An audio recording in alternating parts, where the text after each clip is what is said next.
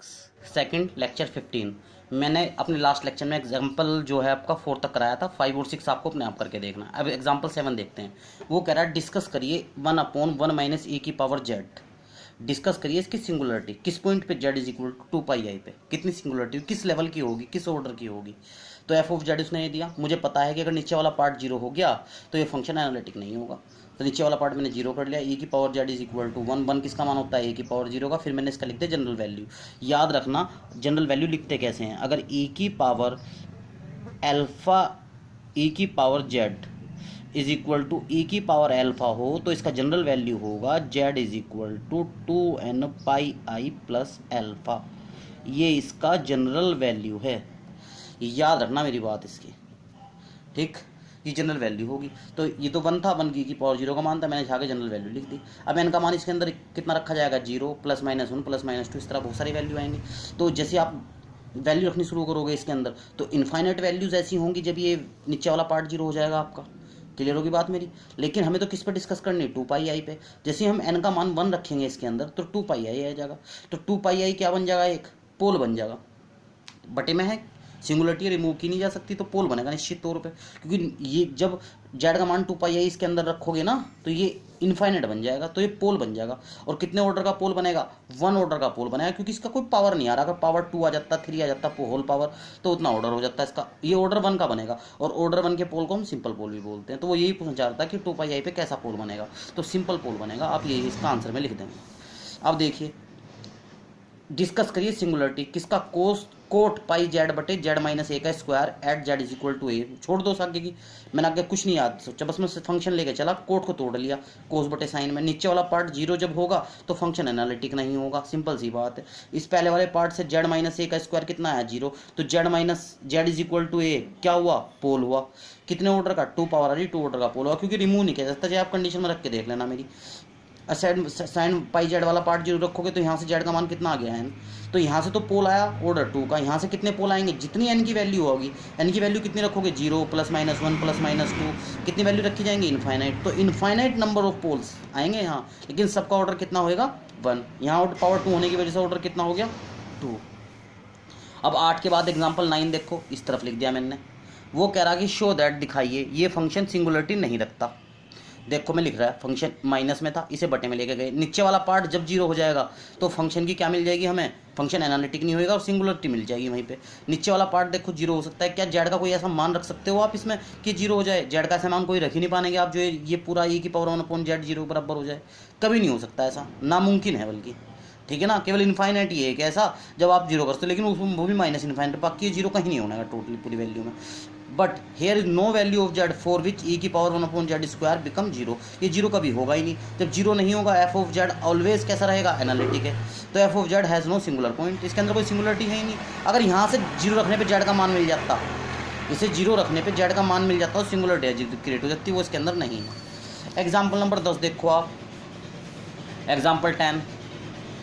Example 10 में कह रहा है डिफाइन करिए लोरेंट सीरीज, एक्सपेंशन करिए इस फंक्शन का।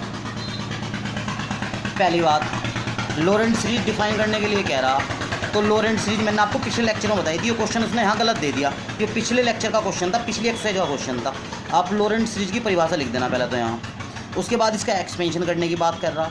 अब इसके लोरेंट सीरीज से जो एक्सपेंशन होता है वो होता है एनुलस रीजन में, जब जेड का मान कंडीशंस के बीच में आए। यहाँ कंडीशन देनी रखी तो आप इसे टेलर सीरीज से एक्सपेंड कर देना, तब भी आंसर आ जाएगा। ये सीरीज खोल देना, इसमें एक बार देख लेना इस सवाल को, ये पिछले एक्सरसाइज का बड़े आराम से हो जाएगा। आप इसका आंसर देख लो तब भी कर पाओगे, अगर प्रैक्टिस की होगी तो। अगर प्रैक्टिस पिछले सब चैप्टर में नहीं करी होगी तो नहीं होने का, आपको भी अपने आप करना है। देखो अब एग्जाम्पल नंबर 11 देखो, कह रहा फाइंड करिए सिंगुलर पॉइंट इस फंक्शन का। पहले देख लेते हैं सिंगुलरिटी है कि, योनी कि सीधा जेड 0 रखा तो इनफाइनाइट आ गया। मैंने जेड को खोल दिया, साइन जेड तो झुका तो साइन जेड की सीरीज खोल दी, जो कटता रहा वो काट दिया। 1/z³ बाहर था, अंदर ले लिया। अब मैंने देखा इसके बटे में जेड बचता ही नहीं, बटे में जेड नहीं बचता तो f z has no singular point.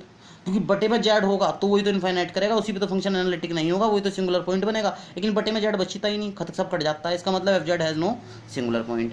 अब एग्जाम्पल 11 के बाद एग्जाम्पल 13 देखो, उसने कहा शो दैट दिखाइए e⁻z has an isolated essential singular point. वो कह रहा है कि ये शो करिए ये e⁻z has an isolated essential singularity, किस पॉइंट पर रखता है isolated essential singularity, Z is equal to infinite. अगर Z is equal to infinite पर कोई सिंगुलरिटी पूछता है तो सीधी सी बात है, आप z is equal to infinite में सिंगुलरिटी पता नहीं कर सकते। जेड को रिप्लेस कर दो 1/t में, मैंने जेड को 1/t में रिप्लेस कर दिया, ऐसे सीरीज को खोल दिया। अब मैंने देखा कि जो मेरा फंक्शन अभी टी का ही फंक्शन है, ये जो है राइट हैंड साइड ये किस पर डिस्टर्ब है, जब आप t0 रख दोगे। t0 क्या है इसके अंदर, t0 रखते ही ये फंक्शन एनालिटिक नहीं होगा। जब t0 रखोगे फंक्शन एनालिटिक नहीं होगा, तो किस बात का प्रमाण हुआ कि t इज इक्वल टू 0 इसकी क्या हुई t इज इक्वल टू 0 इसकी सिंगुलरिटी। अब देखना है रिमूवल है क्या, रिमूवल होने की नहीं। अब बात आई कि सर पोल है क्या, तो पोल के लिए ऑर्डर फिक्स है, लेकिन यहाँ तो ऑर्डर, यहाँ t की पावर 1 है, यहाँ t की पावर 2 है, इस तरह पावर बढ़ती जा रही है। देखो इसके अंदर यह पावर t की 2 है, ये पावर 2 है t की, इस तरह t की पावर क्या होती जा रही, बढ़ती जा रही।